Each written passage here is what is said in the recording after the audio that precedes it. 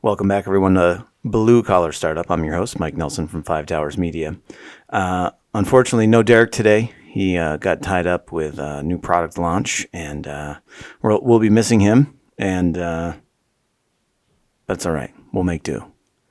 Joined today by, and Mike, anyone that listens to the show knows that I mess up everybody's last names. So if you wouldn't mind, so I don't mess up your last name, would you go ahead and introduce yourself and your company for the audience, please? Mike Zayachek with Zayachek Mechanical out of Argyle, New York. Argyle. Are you from Argyle?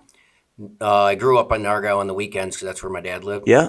But I actually graduated from South Glens Falls. Oh, okay. I'm an 89 graduate. 89. God, we're getting old, huh? Yeah. It's wild. We're going to, first of all, I got to say this before we get started. I'm really excited about today's conversation. And I said that to you before you started the show. For you guys listening, I read the About page on your website, and I was like, man, this is like the case study, right, for blue collar startup and what we talk about and what we want the young next generation of blue collar business owners to hear this kind of story. So I'm really excited about it. But I was just curious because I was like, man, you guys are located out here in Argyle. You got a nice facilities here, right? Nice campus, we'll call it. How did you end up out here? I had a house in South Argyle, actually, that had a barn. Yep. And it had an old corral, and it was actually slate based on the corral, so it took weight. Yeah. So we were low key, as we'll discuss when we started. We were lean and mean. Yeah. So we had the office actually set up in my dining room, and then we had the barn for storage, and we had the slate based corral. So we parked the trailers and the trucks right there. No kidding. And operated out of there for the first few years, actually, probably 3-4 years. We ended up moving the office down to the old Kinney agency, insurance agency in Argyle there. So we rented that for a couple of years. And then we found the place where we're doing this now and expanded and just stayed right here and tried to develop Washington County a little bit. I'll tell you, when we bought our farm in 2019, I was hard pushing for Argyle because I love it out here. It is beautiful out here. The hills and all the other farms. It's just in Washington County in general, just a beautiful, beautiful place. Yeah. And but we just could not find one that was checking the boxes, And because at that time there still isn't a lot available, but there was even less available then. And a lot of people didn't even know what we did, who we were. Yeah. For years, and we were right here. And then they started asking questions and realized what we've grown out here. There's some good businesses in Argyle, New York, that people don't realize. They're like good size employers, man, and they're like you said, right? They're low key. They kind of go under the radar, man, and people don't know. That was us. That was you, yeah. And it's funny because I think I first came across your company when I was working with Mark Miller over at Performance Industrial years ago. Probably talking 15, almost 20 years ago. It was a long time ago. But I think you had me calling you guys and bugging you, trying to sell you shit. I don't know. We got them bidding a job for us. Did you really? Yeah, we got to meet them tomorrow, and they do some dustless sandblasting. Yeah, so they're gonna go over there and. So it's funny because we work with them. They're one of our clients from a marketing standpoint, and I gotta say, Bill and Karen, I can't say enough good things about those guys. They're just good people. Yeah. They take care of their team. They do a lot of great stuff, and they do a ton in the community. You know what I mean? They give back. They definitely developed over the years and gotten bigger themselves. Oh yeah. And diversified too, which was important. Yep. Yeah, they've really done a great job since they took over from Mark, and Mark did a great job. I'm a big fan of Mark too. So. Yep. But let's talk about you. Okay. So tell us, and I would encourage anyone to go to your website and just kind of read the quick about story. But yeah, give us the rundown. So how did you guys get started? So we were working for another contractor that was in similar industry, and we started back in 2004. But we were working for them. Didn't like what we seen. Just missing adaptability. Didn't want to change with the times. Not good customer service. Just stuff like that. So, Dad and I were talking, and he just said, you can do this with your capabilities and a little bit of 401k money and him in the office. He said, we can succeed in doing this. So it was scary. I bet it was. It was scary, because I had a good job.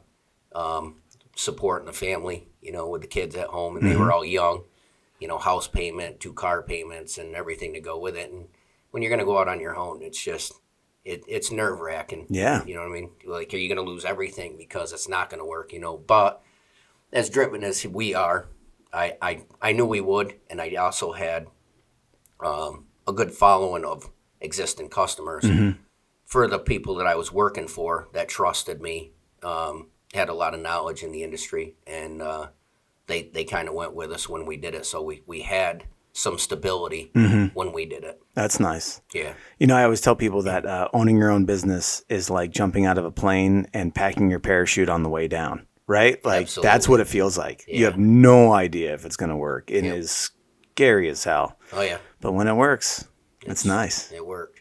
So you, again, I love the way the About story was written, because it was like, just you guys, a pickup truck and a trailer and 5 guys. We actually bought a 90 dually, 2-wheel drive stick shift with, it was Penske's racing trailer that they did their vending out of. Oh, yeah? Bought it off Nick Cutro over at the boat place on 149. So we bought that, non-turboed, pulling a trailer. That thing wouldn't get out of its own way. I bet. Going uphill must have been great, right? Yeah, I think we were down to granny gear by the time we pressed over the hill. And we're taking this thing cross country. Holy moly. I mean, we just got started, and we're doing it. So that was the single one, and we ran with that for a year almost. And we started getting some trailers from there. But we had to build revenue. In order to do that. And we borrowed against the 401k. I mean, we just borrowed $12,000, very minimal, and got started with that with 5 employees that I had been working with for years. Yeah. Some of them already had worked up with for 10 years because they followed me through the other companies. So I had a good base of employees coming over that were in the industry. So that was another plus. Yeah. And then just kind of took off from there and ran, but we're I think we got 33 trailers now, and eight towable vehicle type dualies and stuff like that. But a lot of them we've gone to is the NASCAR style trailer now. Okay. So we have a local hauler here. He hauls it to the job site for us. But the nice thing about them is they got upstairs, downstairs. We got 6 of those, and you can run 70 guys off them for a few days before you got to restock with PPE and stuff that for the industry win, which I'm sure we'll talk about a little bit here, you know what I mean? But, I mean, just it's been a nice ride. Yeah. Some bumps along the way, but it wasn't it wasn't all puppies and rainbows. No. What? So when you guys first launched, what kind of services, what kind of work were you doing? My generation, or my background, comes from paper mills, actually. So Pete actually worked at Sandy Hill. He ran the foundry for years. And I worked for the tech group that went out and did the installations and stuff. So, and through the years, it was Velmet, Voith, GL&B, because they just kept getting bought out and everything, So my background came from there, and then I got an opportunity to go work for a company out of Rutland, which was John Russell Corp. And they were into doing Millwright work, which that was my background. I was a Millwright. So got the opportunity to work for them. And then I got another opportunity to go to a company out of Rhode Island that's Matrix Power. And they were into the power generation side of it. When I was with Russell, we got into waste energy, but then developing relationships from there, I had an opportunity to go to this other company, so I did. So, but our main focus was the power plants and paper mills, and now it's diversified into the recycling side because renewable energy is huge these days, and sustainable energy, and the mining industry. So that's our main focus for what we service. And when you go in there, what kind of things you're doing? Because I was looking at your website and you guys are doing all sorts of stuff, right? Heavy wrench turning, a lot of welding, MIG, stick, TIG, and then we're rigging up to 200,000 pounds. Oh, wow. Yeah, and a lot of the stuff we do, which is unique on that, is it's never been replaced or rigged. So you got to develop the rigging beams, engineer the stuff, put Yeah. it in, or utilize the house steel to do what we To be gotta able do to pull move it, in. yeah. And power plants are not made to work on or be serviceable. They're open catwalks. They don't connect between them. So, you're making your own hoist ways to bring stuff in and out, or moving stuff into the building and through. And so it gets to be a challenge, but those challenges are actually exciting. Yeah, I was gonna say that's probably the fun stuff, right? Yeah, Like, yeah, it's never been done. So when you do it, you're like, "Yeah, we did it." you're now the standard at that point, right? Like everybody else following your footsteps at that point. That's pretty cool. Yep, yep.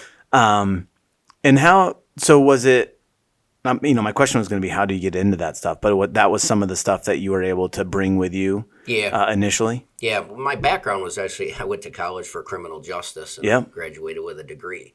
And, but my oldest now had come along, again, house, car, got to work. So I started working construction, and then the opportunity came up to work for Tech Group that I mentioned out of Hudson Falls. And that was better money than even, trooper level or anything. I wanted to go federal. I wanted to go all the way if I was going to do it. That's just my personality. You know what I mean? So, but I just ended up falling into it, and actually it ended up being my niche. It's just natural.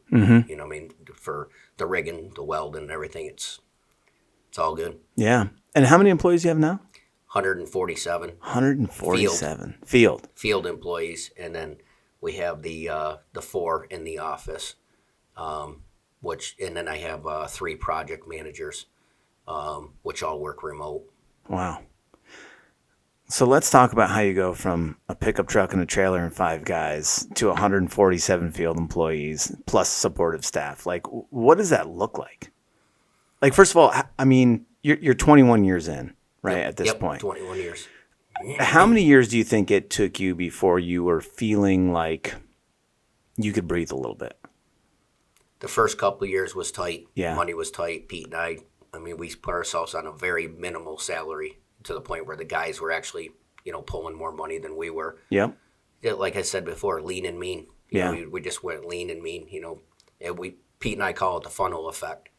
With the money coming into the funnel, it's this big. You watch how much comes out the bottom, and you try to keep as much as you can here. Yeah. To keep it from coming out of there, you know what I mean? So, paid our bills. We got a good credit line, and just continue to be honest and run a good business, and just like I said, run lean and mean. Yeah. And so couple tight lean years. So you're 3-4 years in before it kind of got a little. So you're like, whew, all right, we're finally making money. Yep, definitely. Yep. What was it like? Because obviously, even in business school, they don't really teach you this. And with a criminal justice degree, right? You're no business real training, right? So Right. how did you learn those skills that you need to learn to be able to not just run, but grow and scale a business as you went? Through mentors, really good mentors. My dad, workaholic. My stepfather, workaholic. And some of the business people that I had associated with prior to, one of them being Steve Harrington, who owns IAFD out of Connecticut. And then he diversified into some other stuff and just went big. You know what I mean? So, but a great guy to talk to. If I was in town or something, he'd invite me over to his house. We'd have dinner. He's had guest room. I'd stay right there with him and stuff. We just became really good friends. Yeah. But I just wanted to get to the point where, I see him and he was very successful. And you surround yourself with good people and set goals. And that's what we did. Pete and I, we very rarely had any business differences. It was kind of like we thought alike. Still to this day, if I call him or he calls me, we'll be like, I was just getting ready to call you. You know what I mean? It's like telepathically it's there, you know what I mean? It's sometimes it's scary, you know what I mean? But it's good. But we had a tight bond. We knew what we wanted to do. We agreed on a lot of stuff, and it fell into place. So, but one of the big things that helped out too is power generation, because we didn't see any recessions. We continued to grow as we went through 5-10% increases every year. So power generation and the power side, the lights have got to stay on. Yeah. The turbines got to spin. Yeah. So we continue to grow through recessions, and that was a big plus, and that really helped out. So you're recession proof almost, right? So like, but was that by design? Like, did you consider that when you were considering service? Just kind of those things, like Just a happy accident, right? just fell into place. Yeah. I mean, power plants are not the fun place to work in. They're dirty. They're disgusting. And it's a byproduct. And there's lead, cadmium, arsenic in the byproduct. So you're in a respirator, you're in a Tyvek. You got to be in long sleeve shirt and boots and pants. Sounds really cool. Policy, I'm sure. on a 100-degree day, And a lot of our customers now are in Florida as well too, where the heat's always man. there. So it's a brutal environment, but we just stuck with it, and like I said, it worked out. I don't know if somebody was looking over our shoulder or what when it was happening, but it's worked out, and like I said, you don't see recessions in power side of things. You know what I mean? So Yeah. And now, like mentioned before, with this renewable energy and sustainable energy and stuff, there's a lot of avenues opening up for this type of stuff, and it's all power generation. Yeah. Are you guys getting into like, obviously like when it comes to like solar farms and things like that, they've got those huge racks, right? And there's just a sea of racks that they put up. Like, are you getting any of that kind of stuff, or? Really haven't had the opportunity because we've been so super saturated with work in the power generation side at the current customers that we service that they just keep us busy, and for some of the stuff that we're doing and some of the niches we had, we're probably only one of two contractors in the country that could perform some of the installations that we do. So that also makes us unique in that aspect as well too. You know what I mean? So and a lot of the stuff will get sole sourced, which keeps us busy. Yeah. Is that there's only two of you? Is that because of the equipment, the skill set, the experience? Like what keeps that field so small? The skill set and the management team that I have that guys have worked with me through the years right now. One of the gentlemen that's here today and in training, Herb, he's been with me for over 30 years now, probably 32 years or something like that between our work history and stuff. So he knows what I'm thinking. Yep. But I got a strong management team, long-term employment. So that really helps out too, because you got the stability in that stuff, and they've done the jobs, and a lot of the jobs are repeat. So, same guys, same management team and everything doing the work and stuff and like that, but there's always stuff to learn. We're always looking for improvements when we're doing, especially a rigging evolution or something. How can we do better? And you got to be that way. You always got to strive to be better at it if you want to stay on top. Yeah. So, obviously we're sitting here, I don't know, 100 feet away, 150 feet away. You've got one of your outbuildings, and there's 100 plus guys over there going through some training right now. Yep. With our good friends over at Catamount Consulting. Yep. As I'm listening to you talk, you're talking about people that you've been with for decades, right? Mm-hmm. You've got a huge team, which is not easy to build. And it sounds like a lot of your employees are staying with you. I'm curious about, what do you do from a retention standpoint to keep those people with you? And what are you doing to find new talent? Because most people I talk to are just like, oh, we can't find anybody. Like you hear that thing, right? That bitch that everybody's got, that like, you just can't find good help these days, that kind of stuff. But it seems like you got it on the good and plenty. It is tough. I mean, on face value it is, but behind the scenes it is tough. I am seeing a younger generation of workers that I've gotten in the last couple of years. Mm-hmm. I got some that are just over 20, 21 years old now, mid-20s to maybe 30. There's probably 25% or more of my crew is under 30. Yeah. It seems like there's a lot of young people over there. There is, and I think they're finding out that they can make some good money on this side of the world with a skill set. I mean, I got some young talent out there that are dynamo welders. They just went through rig and training today, so we're spending this week with the whole training thing and stuff. Which, but the retention side, obviously good pay. We do offer benefits and stuff, but we don't pay 100%. What I mean? But we give a good base for somebody coming into it that has the options for all that, not just to come to work and get a paycheck and not have opportunities for, dental and eye and health and 401k and, just stuff like that. So we try to contribute on that side of it as well too, because we want long-term employment, and we really like people that got house and truck payments because they need to work. The golden handcuffs, right? That's it. Yeah. That's funny. Yeah. Yeah. You got to make sure you make those payments. Got to keep working. Right. Yeah. What, so you mentioned, I don't know if we were on air or not, but we were talking, I had said that, there's a lot of millionaire plumbers out there right there. And you were like, yeah, like the next generation of millionaires is going to be welders, right? That's Like what they're predicting. And that's wild, right? And that's in that kind of lesson talking about why we do the show and trying to help our listeners and people out there understand, like, there's just so much opportunity, so much money to be made. Huge. Right? What, for guys coming in and they're going to come weld for you, like, what kind of income range are they in from a starting welder, from brand new, out of the box?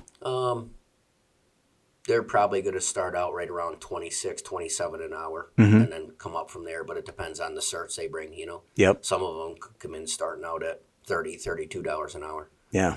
Which isn't bad money. No, not at all. Age. And, they get overtime after 40, overtime on Saturdays, double time on Sundays and holidays. Per diem, we pick up the lodging when we're on the road because we're all travel. You know what I mean? So pay for all that, and then they get travel pay, to the job and back and stuff like that. So those are some of the other perks, the behind the scenes extra money, call it. Yep. That type of stuff, and how we have some stuff arranged for them to make money with their travel and stuff helps out tax wise, stuff like that. So, but just they can make some really good money. I mean, some of them guys. But we're 24/7 when we're on the road. It's 12-hour shifts. Okay. So day and night.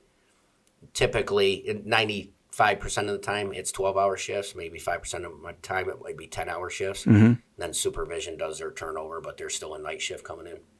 So and it's not anything for these guys to drop $3,500 a week. No kidding. Now you run that 24-hour around the clock. Why do you run that? Because when the boiler's down, they're not producing any power.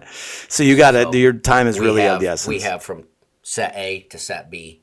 Yeah. This is a scope of work, and we know that going in, but sometimes there's discovery work, but you have to bring more guys in, or we need to work through the schedule because when the boilers aren't running, they're not producing power, but also the power plants are under contract with outside utilities. So they have to meet that or there's fines. So we have set schedules, and they're very aggressive schedules. Wow. They get fined, huh? They'll get fined if it's not up, and then, you know what I mean? So very rarely will they come back on the contract. A lot of times if it extends over, it's because of discovery work and the scopes were larger than what they thought. Because boilers will self-destruct themselves, especially in the waste and energy side for what they're burning in them and stuff. And they're not being run right most of the time these days, so just create more work for us and everything. But it's an aggressive schedule, and it's got to be met. Everything is down to when we do a Microsoft project program for the outage stuff, everything's down to the hours.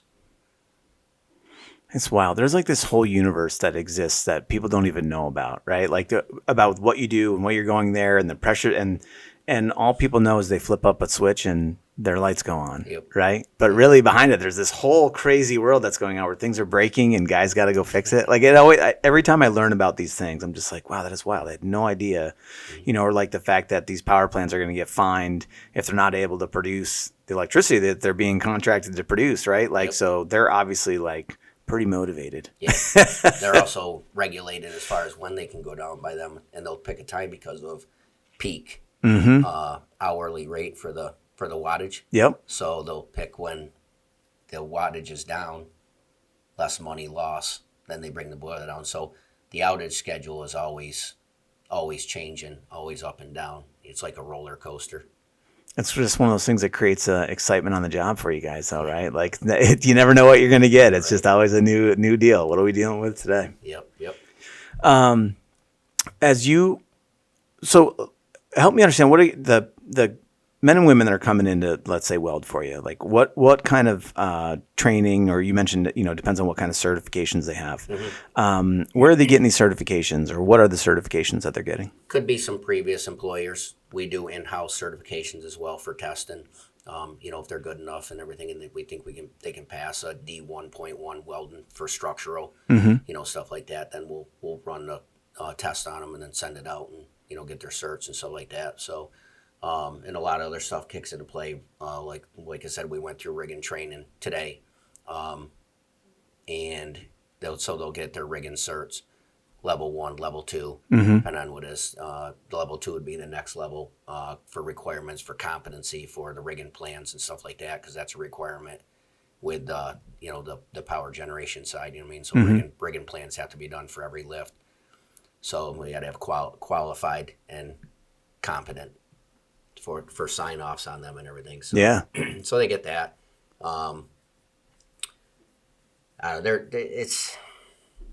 It's tough to say as far as a lot of it just has to be, or a lot of it depends on the person. Are they willing to do it? They're leaving their families. They're going on the road. They're working long hours. They're living in a hotel room. But when the paycheck comes, that's when they smile, and then the benefits from it, and stuff like that. But when the guys get out there and they get going, it's a cooperative effort, it actually becomes fun, and they get right into it. So I'd imagine there's a I don't know, quality to it. Like, you're on the road, you're with a group of people that hopefully you get along with, right? And that camaraderie that gets built, and it's not always fun, but there's fun parts of it, right? Yeah. And if they're willing to do all that, like I said, then you probably got somebody that's going to be dedicated, or it's going to give it an honest try, and they're trainable. There's a lot of stuff we do. They're not going to come out of high school and just grab it, but they can learn the basics of it. But the field is still the best teacher. Yeah. By far. Hands-on, that by far. I didn't go to school for Millwright. Right. I was turning wrenches in the garage with my dad or stepdad fixing the car because we had to go get groceries or something back then, or So we were our own mechanics, or we'd have hobbies or something, and we'd work on those. But I always was utilizing my hands to do something. So it just, like I said again, it worked out. Yeah. One of those magical people that's just handy with their hand. I'm not one of those people, so I try to be one of those people. But it's one of the reasons why, my wife will only let me work on things in the barn, not in the house. Right. If it needs to look good, we have to call somebody, right? And I keep convincing myself that I'm gonna do cool things, like work with my mechanical things. I've got an old. It's really funny. I've got an old mower, riding mower, and I'm I don't know if you've ever seen this. I don't know if you're on social media or not, but on Instagram, there's these guys that take old riding lawnmowers and turn them into off-road vehicles. Yes. So they're riding these things. Dirt racing around. Yeah. So that's what I'm that's what I'm doing with that mower. I have no idea how to do any of it, but I'm going to do that to that mower. I wish I was handy like that. Right. We'll see. Right. Learning experience. So as you said, you got Scott and the Catamount gang here today, doing a big training. Tell us about what they're doing out there. So they come in and do a lot of mental training for us and stuff like that. Some of the safety stuff. Originally, when I developed a relationship with Scott, because Scott and I knew each other prior to business stuff, back school-wise, So, but we were using them for some safety and everything, and then it kind of disconnected a little bit. But then we met up, and we were talking more on the mental aspect of the worker, not just the safety. Because if we can get somebody that's in the right frame of mind and focused on the work and wanted to be a better person, the safety part of it comes into play anyway. Yeah. They're not going to be reckless and stuff like that. They're going to start using their head, So I've been using them for mental coaches now for going on 4 years now.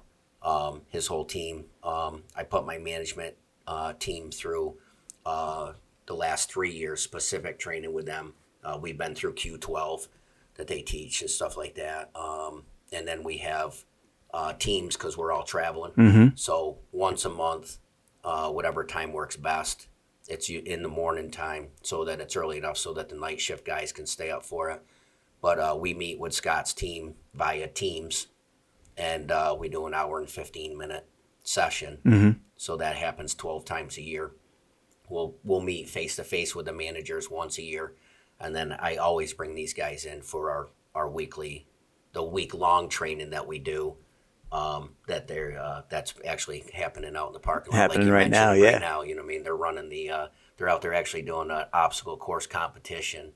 Oh, is that what that was? I saw those guys setting it up when I came in. Yeah, that's the obstacle course. So, they're timed on it, and they have observers. So if they're making mistakes, then they get time added. And if they do some extra stuff that isn't really noticeable out there, then they'll get deduct off their time. And then at the end of the day, the team that wins, they each get a $100 gift card. Nice. So that's what they're running right now. So we utilize them for them. We've diversified more with Scott too. They came in this week. They did our sexual harassment training, which is required by New York State. Yeah. We use them for reasonable suspicion for on the job to make sure everybody's fit for duty.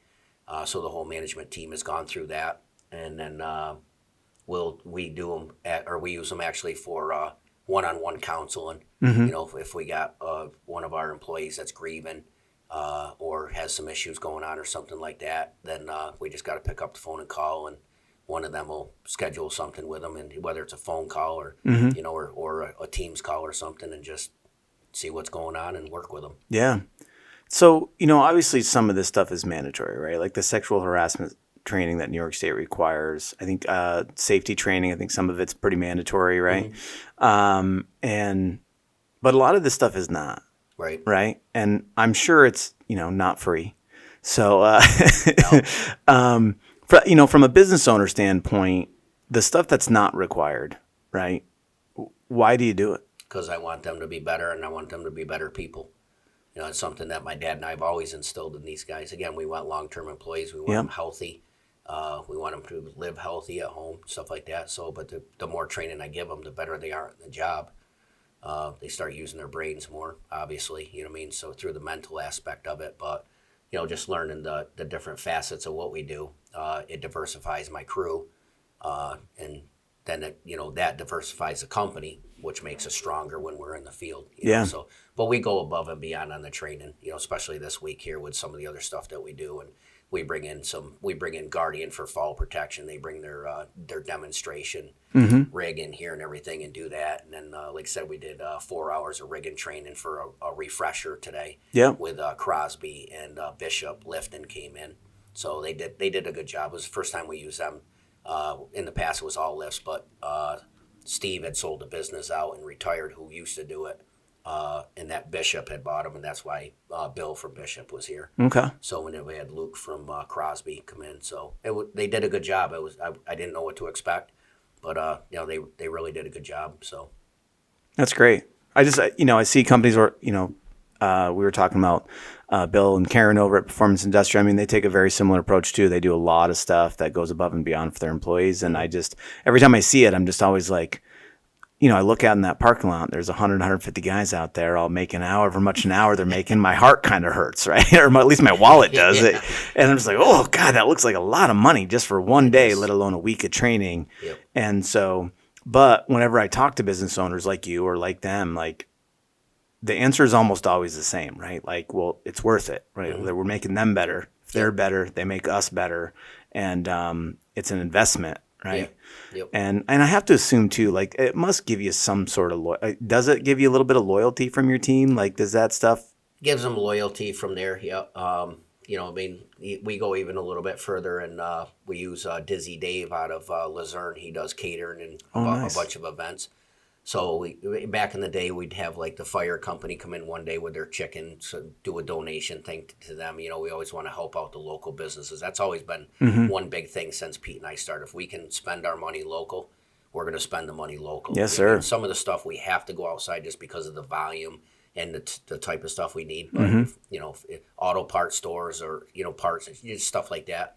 We still spend our money local. We like to see that. But with Dave's aspect there, a couple of years ago, he just comes in now, and Monday through Friday takes care of all the food. So we get lunch to the guys every day. But today, myself, one of my project managers, Dave, and his one of his girls that helps him. So we were here at the shop at 5 o'clock this morning, and we were dicing up potatoes and doing all that, and then we cooked up I don't know how many pounds of bacon, sausage.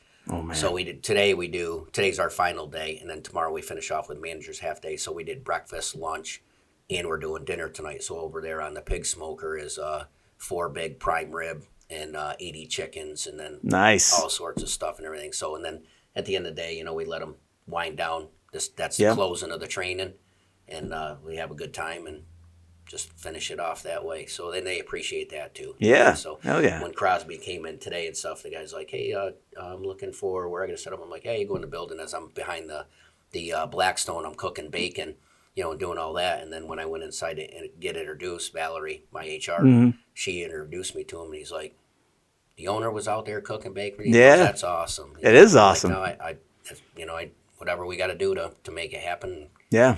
Keep it moving, So yeah. Sounds like you really take good care of your people, man. we try. I think that's really cool. I want to go back a little bit and just, because I think it's important for our audience, especially for the ones that are maybe they're in their business a couple of years, or they're thinking about starting their own business in the trades. When you, in those first couple of years, you were running pretty lean, right? Mm-hmm. And you and Pete barely paying yourselves, which I think most business owners go through that at some point in time. Oh, yeah. Like I always say, like, I've never met a business owner that didn't lay up at night trying to figure out how they're going to pay that natty grid bill or whatever it was, right? You can't be greedy. Yeah. You can't be greedy, especially on the startup. Until you, like you said, you get a little bit of breathing room, but then you still want to be conservative. Yeah. What do you think your biggest challenges were in that time period? Cash flow, with because of the roller coaster of the work, like I said. So payroll, wicked high the next week, and then keeping retention with the guys, and then payroll back up, and then in between, getting money from the customer and stuff like that. So cash flow is always, in the outage industry, it's always tough, to maintain good cash flow. So some of the other challenges was, getting the right people, getting them out here and getting them want to do this work, So which I think that's a challenge with any skilled industry right now anyway, So getting people out here that really want to do it, the skilled trade is down. Yeah. So, but yeah, huge. But we're seeing possibly a Gen Z recoup here and coming back. We'll see. So, you look at, there's just so much stuff out there now, just recently in the last year, I feel like, where from the president on down, they're really talking about the blue collar industries, really pushing the trades. And somebody's got to fix it, right? Yeah. Well, that's what's wild, right? Like we talk about it, like it's something like 60% of all the trades are going to be aging out in the next 10 years. And nobody knows how to fix that stuff. Yep. Which just, I'm like, I need to freaking close my marketing company and get back into the trades, man. I'm like, I'm in the wrong stuff right now. It's wild. Yeah, yep. And then just, I guess, keeping the work flow, stuff like that. You want to make sure that you're doing good work. We're not building houses and then we're gone and never meet them people again. Our business is repeat.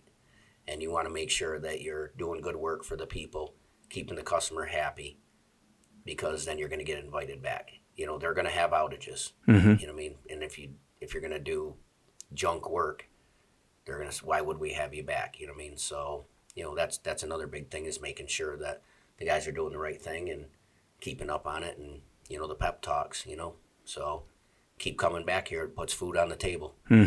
Well, to your point too, one of the reasons why you guys started this business is because you felt that where you were wasn't giving good customer service, right? So that's been a priority for you, I assume? Oh, yeah. Yeah, definitely strive to be the best and to strive to good customer service with to safety to boot. You got to work safe. Yeah. Safety's number one now with everybody. So, you got to work safe and do good work.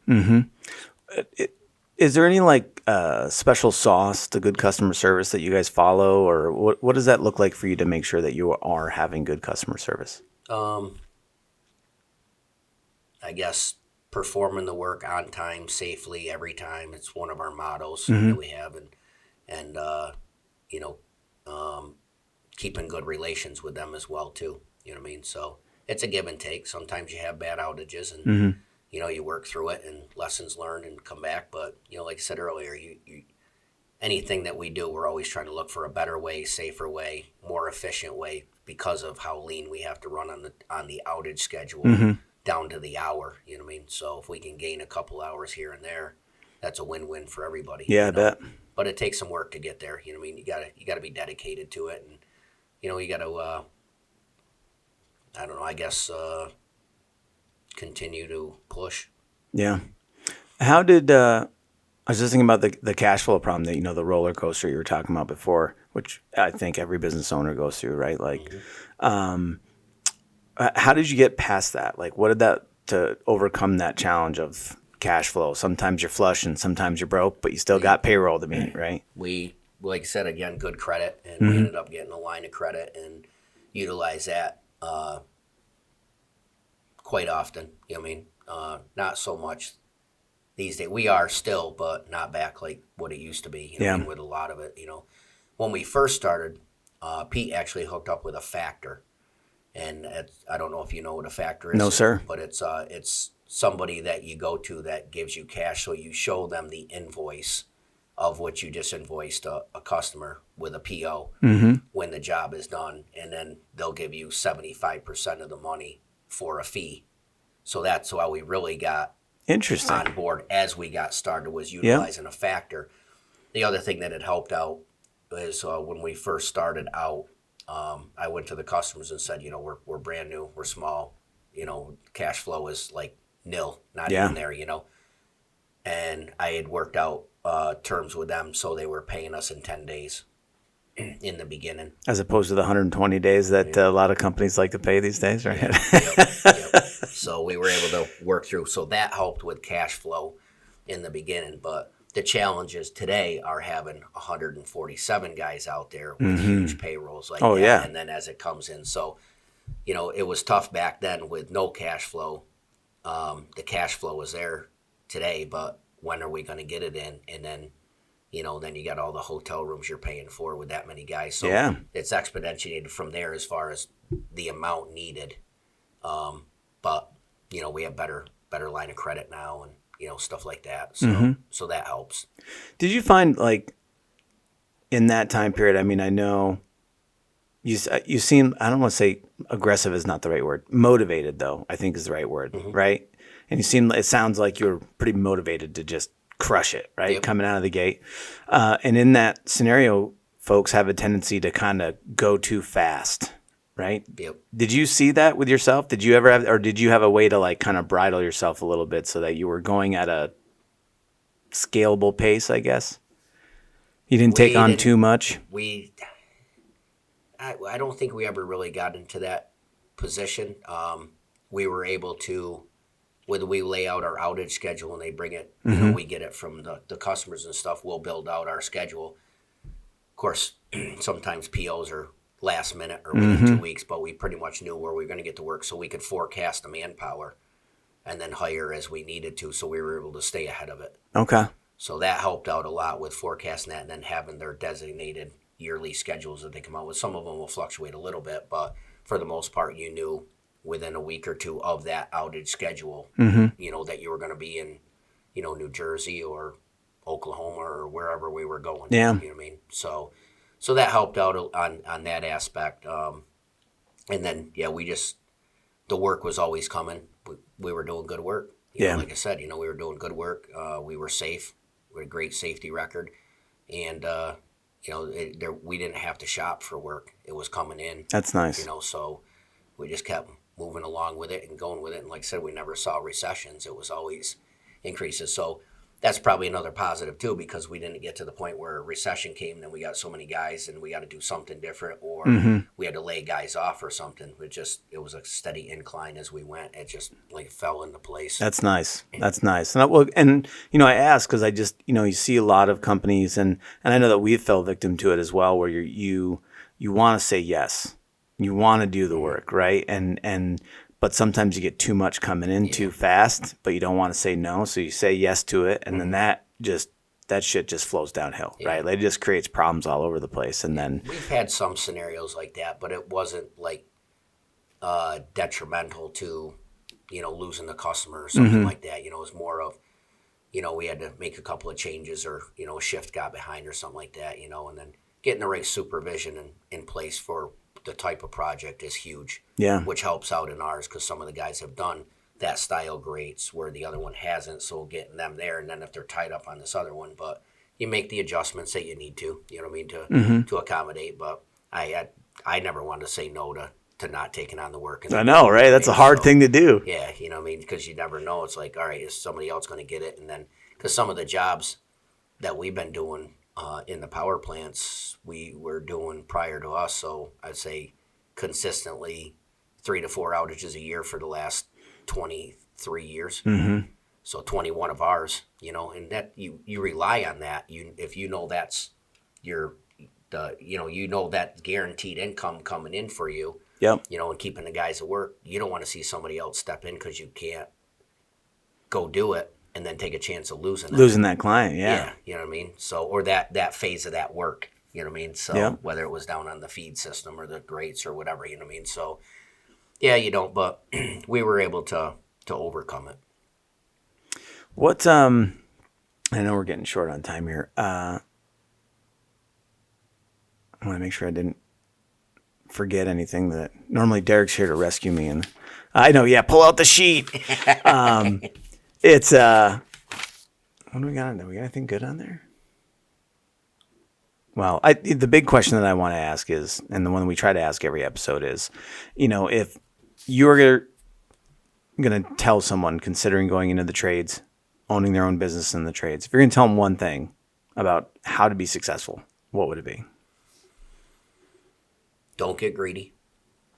Run lean and mean until you get a little bit of breathing room, like we talked about several times, because that's basically what we did. So I know we've mentioned it several times on this, but I mean, that's what we did, and we didn't just go buying stuff that we didn't need, stuff like that. You didn't go out and buy the $90,000 truck and get it all lettered up and do all that. Like, I see that stuff, and I'm just like, man, that's a lot of money. No, we used we painted the stuff up because I wasn't going to run around with a yellow Penske trailer. So we did do that. The stuff. P was still on it. Yeah, right? Yep. But we stayed with the white dually. You know what I mean? So, but we were able to change to paint the trailer blue and get our logo on it. You know what I mean? So, it is tougher these days in our line just because of what we talked about with the skill level being down. And it's feasible. I mean, you just got to be in the right frame of mind. Like I said, you got to be cost conscious, and you got to go with the adaptability and change, and you got to be in motivation as far as that goes because we know the workforce is changing. Yeah. And like you said, the old timers they're retiring, they're getting out of this field. They want to enjoy their lives a little bit. And the new generation coming in has different ways of thinking and stuff. And, you can't be ignorant to that stuff. You need to be open-minded and work with them. And you could do it.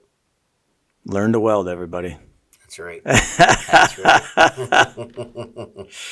Mike, I really appreciate you coming in, taking time to meet with us and talk to our audience, man. I really do. Thanks for having me. Yeah, absolutely. I hope more people, more young kids understand, like, trades are where it's at. Yeah. We don't need more coders. There's plenty of those. We're always hiring. So. Yeah, right? You and every other trade blue-collar company out there, man. Right. That's right. Looking for help. So, and there's no want for work. No. And that's not going to change. Yeah. So. Yep, definitely. Well, thank you, sir. Yeah, thank you. Thanks, everybody, for listening, of course. And thanks to all of our great, amazing sponsors. Thanks to Scott McKenna over at Catamount Consulting. Obviously, he set this up, introduced us. I got to sit in on one of the trainings this morning with Matt Secor.